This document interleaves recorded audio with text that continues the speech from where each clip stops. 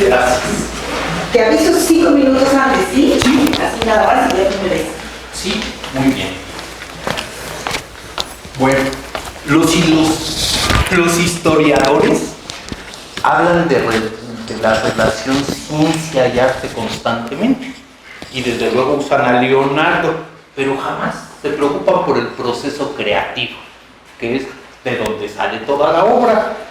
Pues yo tampoco les voy a hablar del proceso creativo, pero sí les voy a decir qué es lo que hace la obra de Leonardo tan importante desde cualquier punto de vista.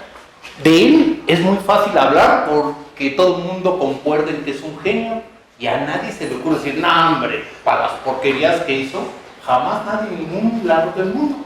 Entonces, pues en eso todo el mundo va a concordar, pero yo me voy a enfocar precisamente a la lectura de la imagen, a lo que fue su dibujo, cómo él dibujaba. No les voy a contar ni anécdotas, ni episodios, ni nada, sino qué fue lo que él hizo que legó a la humanidad con tanta calidad y que resultó ser un hito en la historia de la pintura universal.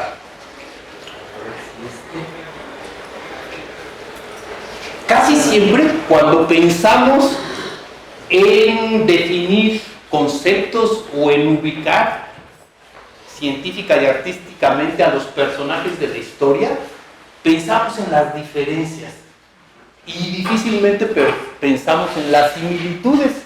Pero díganme ustedes, todo el mundo sabe de qué se trata la imagen que les estoy pasando.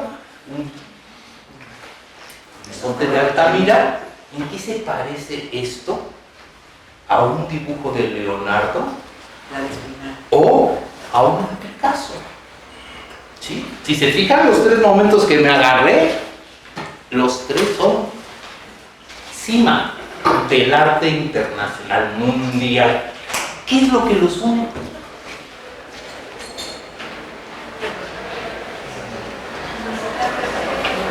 Los une que con una gran técnica pudieron comunicar emociones a un nivel muy poderoso de síntesis de conocimientos que llegaron a adquirir a lo largo de toda la historia, de la época que cada quien vivió. Entonces, esta pintura se le conoce como Mujer 1 y es de Guillermo Reyes, que diga de Wilhelm de König. Es un pintor de origen neerlandés de los Países Bajos que se estableció en Nueva York y entre 1951 y 1953 pintó una serie de 6 mujeres. Esta es la número 1. Esta alcanzó el valor en una subasta de Christie's de $137.5 millones. ¿Por qué se las pongo? ¿O por qué alcanzó ese valor? ¿Y qué tiene que ver con Leonardo? Bueno, pues en esta pintura, la forma de pintar no importa tanto el resultado, es pintura espesa, en donde la expresión corporal tiene mucho que ver.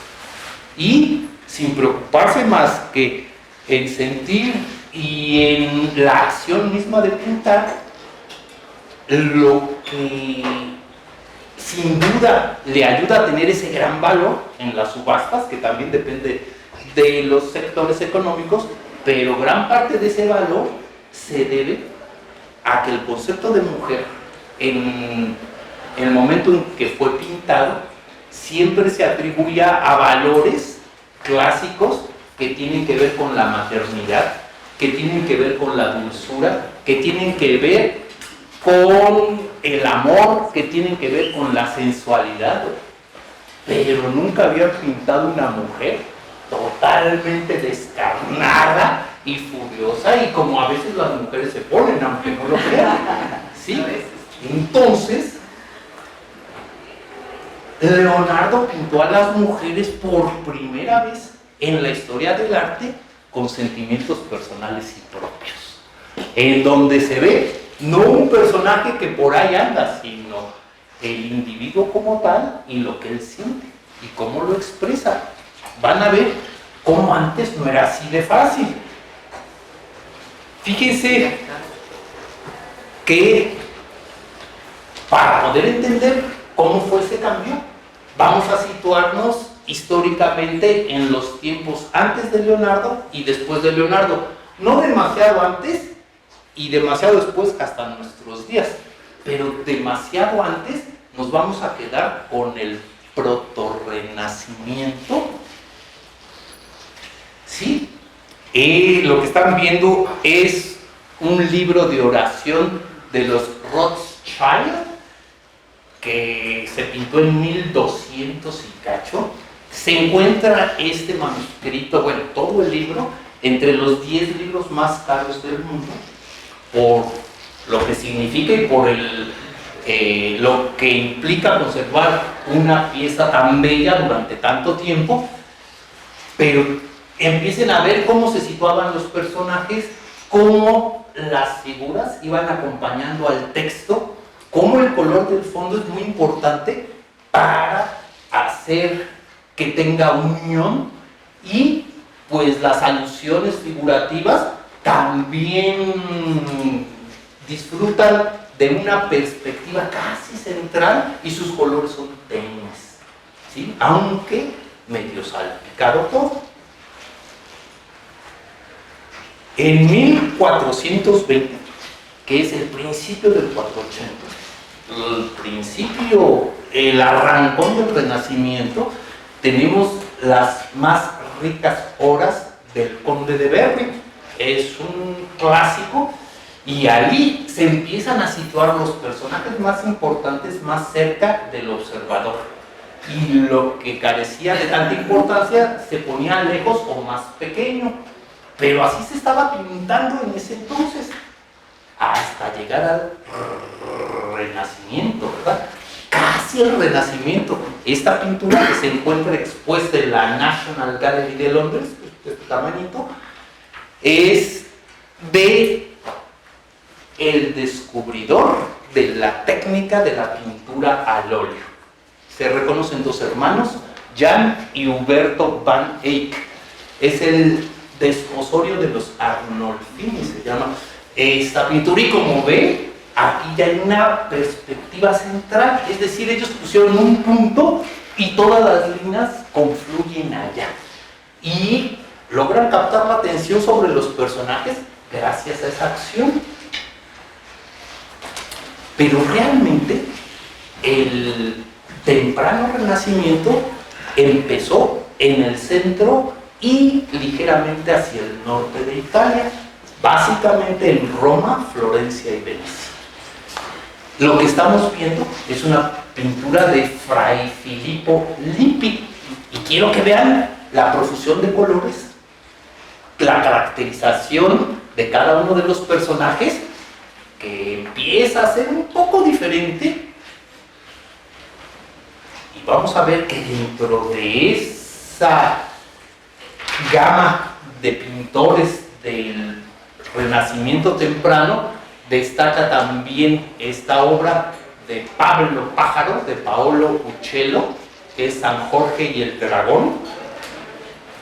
Esta de Piero de la Francesca, en donde se ve un manejo de luces. Está medio carcomido el muro, el fresco que está ahí, pero de todas maneras sí podemos distinguir que a él le encantaba y le preocupaba grandemente la luz, y se ocupó de pensar de dónde venía la luz, que ya después Rafael, en una alegoría distinta en el Vaticano, en las estancias del Vaticano, resuelve ese problema de la luz, pensando en que la luz no solo es natural y artificial, sino también espiritual, y puede salir de los personajes iluminados. Entonces a Piero de la Francesca le importaba mucho, y ya se conocía la perspectiva. Se conocía la perspectiva en el ámbito arquitectónico gracias a Filippo Brunelleschi, y en el ámbito pictórico a León Battista Alberti. Lo que estamos viendo es una obra de Donatello, que también fue del Bajo Renacimiento, pero en la escultura. Después del Bajo Renacimiento está el Alto Renacimiento. En el Alto Renacimiento, tanto Giorgio Vasari como Ascanio Conviti, que son los biógrafos de los tres grandes del Renacimiento, en los que ya están pensando todos ustedes, concuerdan en que como ellos no hubo nadie más. En esa época, ellos tres dominaron la escena total en Italia.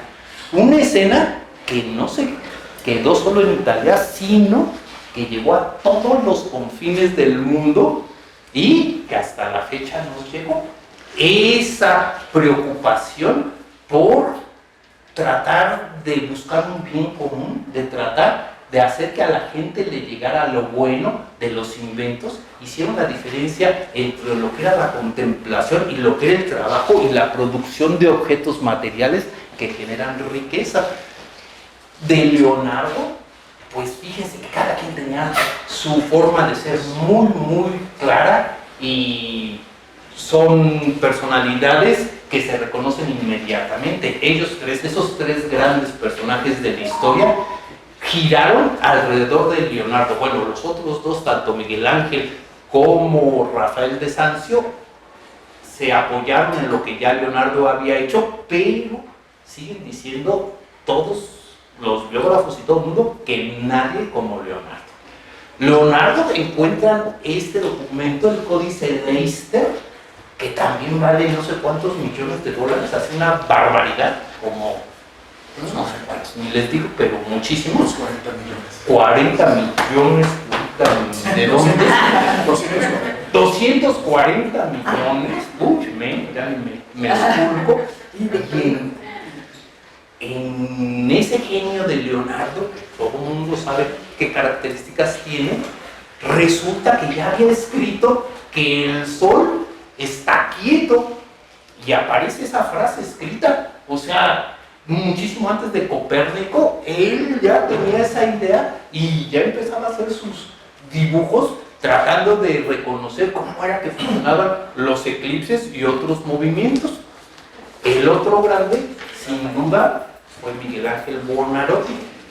Y fíjense que en el Renacimiento temprano, ya sea que fuera una figura o un grupo de figuras, las personas formaban como una masa y casi no había nada que se saliera de ese grupo. Casi también podemos pensar en Giotto di Bondone, que construye las bases elementales para la composición. Pero lo que hace Miguel Ángel y todos los que pintaron en el Alto Renacimiento fue concentrar la fuerza en un personaje con características escultóricas. Vean esa fuerza, creció el tamaño de la imagen, los colores ya no brincaron tanto, ya se concentraron, pácatelas, se dirigieron directamente sobre las armonías cromáticas, pero habiendo trabajado antes el dibujo. El otro gran personaje que nos atañe es Rafael de Sanzio, que también fíjense que a Miguel Ángel curiosamente lo empatan por su carácter medio meditabundo y solitario con Beethoven, y a Rafael con Mozart. Él murió a los 38 años y esa deposición que están viendo la dibujó con un esqueleto. Agarró un esqueleto, ahí está su dibujo, y está el esqueleto todo desmadejado, y gracias a esa pues flacidez y esa sensación de inanición e inanimación es que se puede conseguir esas posturas. Nada tan cristalino como lo de Rafael y tan simétrico ciertamente. Bueno, entonces fíjense que cuando estos tres jovenazos vivían, ahorita va a aparecer hasta tonto lo puede ser, y más viendo esa imagen, pero ninguna imagen podía ver en dos lugares al mismo tiempo. De hecho, las iglesias se construían pensando en dónde iba a ir el fresco o dónde iba a ir el cuadro, y si tú no ibas a esa iglesia, ya no veías el cuadro, ya te la perdías. Entonces hacían procesiones para llegar a ver esas imágenes, y ya llegando, pues solo así la veían. En cambio, en nuestra época, pues nosotros podemos ver a la Mona Lisa y estudiarla perfectamente, incluso meterle el zoom en la computadora y extraer de ella todo lo que queramos. Y es más, podemos encontrar nuevos significados sin haber visto nunca la Mona Lisa. Sí, pero el original es el original. Entonces, si ustedes se compran una camiseta a la salida del Metro Universidad de la Mona Lisa, es diferente que si se la compran en la tiendita de Louvre, ¿verdad? Y si van y dicen, bueno, pues si quieran, yo estuve ahí en Francia y yo la vi, pues lo que quiera, pero esa no es la Mona Lisa. Entonces, lo que les quiero decir es que esa originalidad sirvió precisamente para que este dibujo, que yo sin saberlo lo vi y me quedé más de media hora viéndolo hasta que empecé a llorar, está en la National Gallery, es una cosa como así de grande, está dibujado con carboncillo y albayalde. El albayalde es un carbonato de plomo que tiene por un lado la fortaleza de tener un blanco puro, cálido, como ningún otro pigmento, pero lo malo es que es tóxico y con el tiempo decae. Entonces, hay que tomarlo con cuidado, pero está considerado el dibujo más bello del mundo, y de verdad es una cosa que uno lo ve, y lo ve, y lo ve, y lo ve, y dice, pues, ¿dónde radica eso? ¿O quién dice que es el más bello? ¿De dónde se sacan eso? ¿O a qué se refiere, no? Entonces, van a ver cómo en el tiempo que vivió Leonardo, pues esa particularidad se empezó a mover, esa forma de dibujar. Esta es la Anunciación, y pues se dice que el maestro de Leonardo, que era Andrea del Verrocchio, apenas vio a su discípulo y dijo, ¿sabes qué? Yo me voy a la escultura porque este es un genio, me va a hacer ver mal en donde me ponga. Y rápido se movió allá. Entonces hay varios cuadros que hicieron juntos y se nota de inmediato la mano de Leonardo cada que él intervino. Fíjense que de acuerdo a este alto renacimiento, las imágenes eran más complejas, pero lo que se quería decir era más fácil de entender y era muy claro en ese sentido. Esta imagen todavía tiene una perspectiva central, no se está apoyando en la perspectiva ortogonal, en donde hay dos puntos de fuga y puedes ver para los dos lados, sino está concentrado ahí y básicamente son figuras laterales. Pero vamos a ver cómo eso fue evolucionando. Pues van a saber también que en el norte de Italia los Sforza y los grandes acaudalados que empezaron a generar capital también utilizaron los nuevos inventos y las máquinas de guerra para poder conquistar otras ciudades y para hacer reconocer su poderío más allá de sus fronteras. Esto que están viendo es un dibujo y eso no se pudo reproducir. ¿Por qué no? Porque la imprenta de Johannes Gutenberg fue de 1400 y cacho, pero no imprimía imágenes. Las imágenes se pudieron imprimir y reproducir y estar al alcance de toda la gente a partir de 1790 con el alemán Alois Sennenfelder, que fue el creador, el inventor de la litografía. Y así pudieron crear muchas imágenes y empezarlas a repartir, pero ahí todavía no. Fíjense que después de Leonardo, déjenme decirles algo. Les hablé del protorrenacimiento, del renacimiento temprano, del alto renacimiento, y después lo que siguió fue el manierismo y el barroco. Lo que pasó en el alto renacimiento fue la conclusión del pensamiento y de los hechos, de la labor de muchas personas que culminaron en la pintura de Leonardo, y en los tres que les acabo de decir, pero sobre todo en Leonardo. Y lo que vino después hasta nuestros días, básicamente, es tratar de tirar esa teoría, de tratar de tirar esos principios y ver cómo le hacemos, como lo que pasó en el simbolismo del siglo XIX al XX, en que empezaron todos los sismos y dijeron, nah, como ahorita vemos el arte conceptual, ¿no? Que dicen, ay, ¿para qué voy a dibujar bien, hombre? Es más bien lo que piense. Y entonces están tratando de formar corrientes, pero después de Leonardo, todo el mundo se lo quiso acabar y comérselo vivo. Entonces, en el centro de Italia empezaron las influencias que llegaron al norte de Italia y que de Alemania también bajaron. En ese entonces hasta Durero bajó a Italia para saber de perspectiva, y se sabe que los colores más puros y el óleo se inventó en Flandes, venían del norte. Entonces ellos juntaron la perspectiva con los colores y lograron mucho.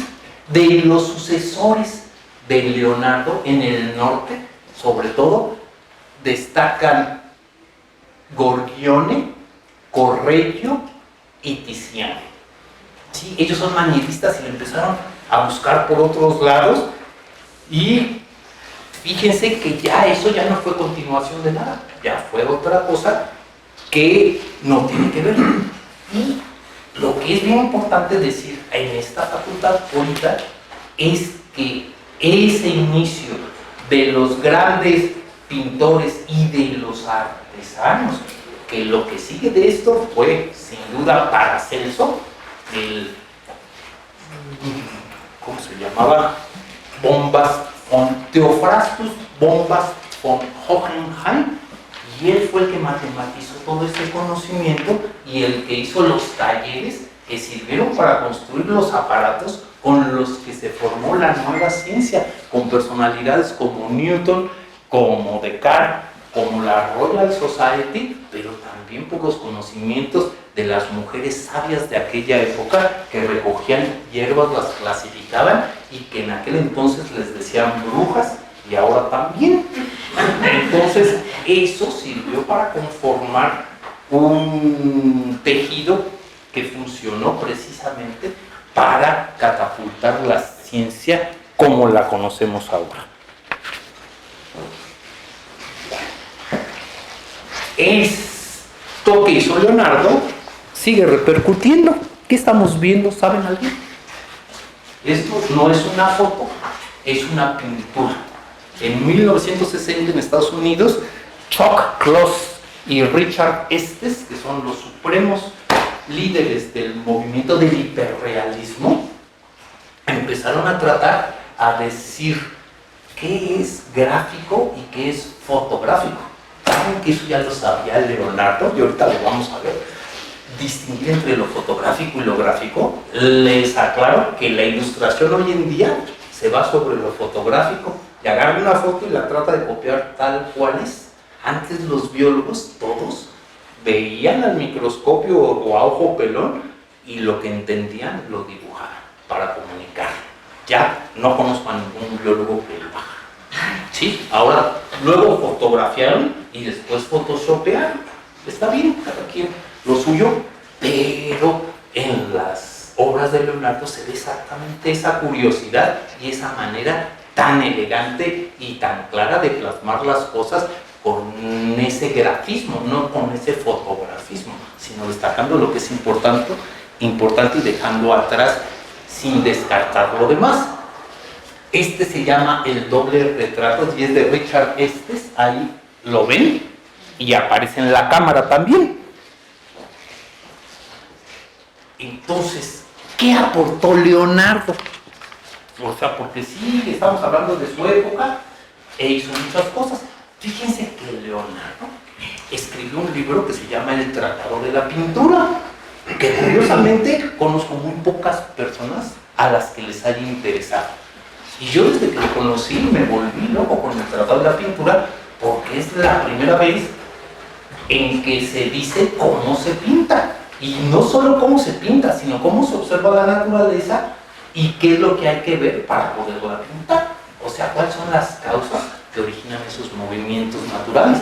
Y si ustedes ven a Paul Klee, a Pablo Trébol, el pintor suizo, también él escribe el libro de bases para la construcción del arte y se basa en cosas muy parecidas. Es decir, cómo se mueven las olas de un estanque si yo aviento una piedra.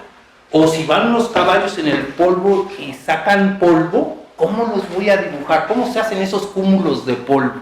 Si yo voy a dibujar una planta, la voy a agarrar como durero y la voy a fotografiar, o primero voy a ver cómo crece, cuál es su forma de crecimiento, y sobre eso le voy a empezar a poner cosas que ahí lo están viendo.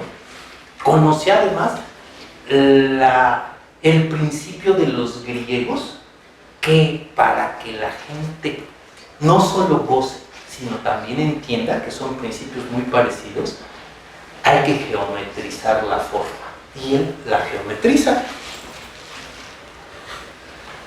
Entonces, pues se aventó de todo tipo de dibujos, y dibujos que fueron solo eso, dibujos que sirvieron para la construcción de obras que son, pues, maravillosas. Que bueno, esta lamentablemente dicen que ya no hay forma de recuperarla, la última cena está en Milán, pero sí se hicieron muchos esfuerzos, sobre todo él, por relacionar un elemento con otro. Como que antes ponían aquí uno y aquí el otro, y con Leo como que sí fue como una forma entra aquí y la otra entra allá, y como ya no estoy ni de frente ni de perfil, sino que ahora voy a ofrecer los 3/4, que es lo más difícil de dibujar. Y además creó el claro oscuro, que es cómo degradamos, cómo le metemos oscuro y lo empecemos a fundir hacia lo claro para acentuar el volumen y para tener un efecto psicológico sobre el espectador muy profundo. Pues aquí es una muestra, y ese es el tipo de dibujos que todos conocemos de él, por saber qué es lo que ocurre dentro del cuerpo humano, ¿no? Y decía que si uno le quiere hacer a la pintura, se tiene que agarrar unos 7 años primero preparando pigmentos y dibujando drapajes o telas. Entonces, también dentro de lo que nosotros le debemos, bueno, nosotros, todos los que nos gusta el dibujo, es que él dibujaba, entre otras formas, de memoria. Entonces, antes de cualquier cosa, sabía que había, por decir algo, 7 tipos de ojos diferentes, 8 tipos de narices distintas, 4 formas de cara diferentes, unas 5 o 6 formas de boca, el pelo, y entonces llegaba con alguien y decía, tú tienes ojos 3, nariz 7, ojos de... y llegaba a su casa y ya, ¡pum! Y se echaba, ¿sí? Entonces, ya se me acabó, híjole. Bueno, pero ya solo 5 minutos de respeto. Vamos a cerrar todos sin dejar fuera. Eso es muy importante. Bueno, pues fíjense que también, ya para ir cerrando, les quiero decir que cuando uno pinta o dibuja, lo que hace pertenece al área de la comunicación, y tiene que ver para qué lo hace uno, cuál es su función. La función de la obra de Leonardo, como la de casi todos ellos, estaba encargada por los papas, y los papas lo que querían era que la gente conociera cuáles eran las bendiciones y el tipo de vida que iban a tener cuando murieran, si hacían todo lo que les decían para lograr el cielo. Y entonces lo que se dibujaba, que eran pasajes de la Biblia, o también lo que se prometía al morir, pues servía como prueba de que eso existía. Y también aquí en México, cuando se hicieron muchos cromos de santos como para probar que eso existe. Y pues eso no prueba nada, prueba que puede dibujar bien o mal, pero no prueba la existencia de nada. Pero sí dicen que cuando Leonardo estaba aquí dándole a la Virgen, ya tenía una cola formada de gente que le quería rezar a la Virgen, que apenas estaba haciendo, ¿no? Entonces, también es como un fetichismo del cual se agarraron. Se sabe también que las iglesias, con toda la obra que adquirieron de estos grandes, después la vendieron a grandes museos y se hicieron una fortuna, que todavía conservan. La pintura de Leonardo, sin duda, pues inspiró a todas las generaciones que han habido desde entonces y que actualmente nos siguen inspirando y nos siguen marcando un camino para poder entender cómo es la línea, cómo es la composición, si la línea es sensible, si la línea es dinámica o es nada más una línea. Y él sabe cómo hacerlo para transmitir ese tipo de emociones. Nació justamente esto, el pasado era de Paul Gauguin, este es de Edward Hopper y este es de Lucian Freud.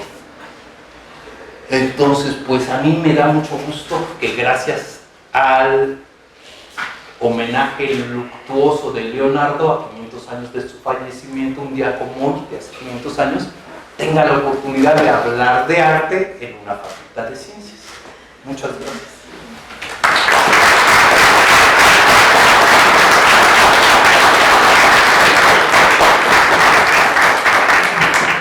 Muchas gracias, Aldi.